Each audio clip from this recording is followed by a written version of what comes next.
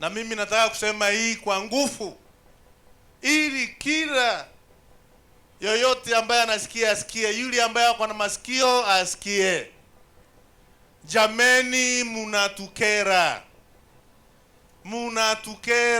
Mheshimiwa Oburu, unatukera.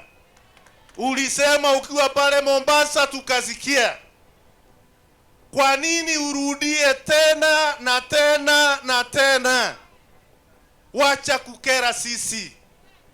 Tunajua ya kwamba kiti ya naibu wa rais haiko wazi. Kiti ya naibu wa rais, it is not vacant. Iko na mtu ambaye anajua kufanya kazi yake. Iko na mtu ambaye amefanya kazi, amesaidia rais wetu wa Kenya kufanya hiyo kazi ikasimama sawa sawa.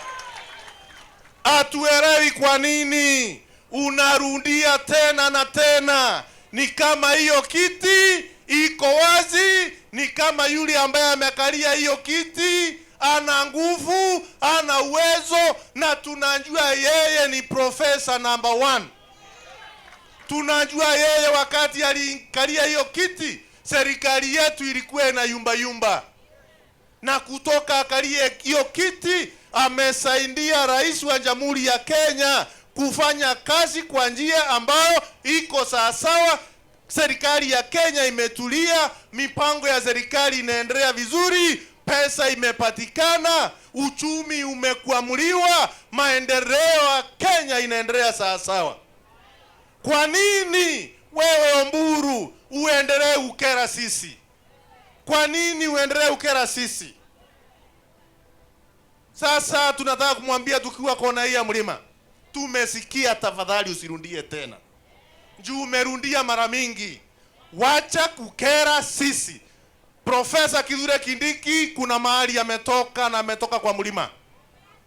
Profesa Kithure Kindiki ako na wafuasi wake wengi kutoka huko Kiambu, kutoka Kano ya Nyandarua, kutoka Embu, kutoka Meru, kutoka Kirinyaga, na kutoka kona mingi ya nchi yetu ya Kenya, mpaka huko Pwani, mpaka huko Western, hata huko kona ya Nyanza. Profesa Kithure Kindiki ako na wafuasi wa kutosha.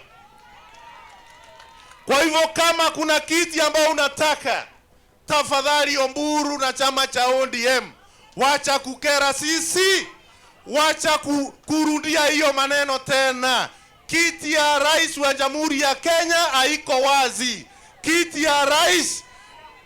ya rais wa Jamhuri ya Kenya haiko wazi. Kiti ya naibu wa rais wa Kenya haiko wazi. Tunataka tuseme hivyo tukiwa katika kona hii ya mlima.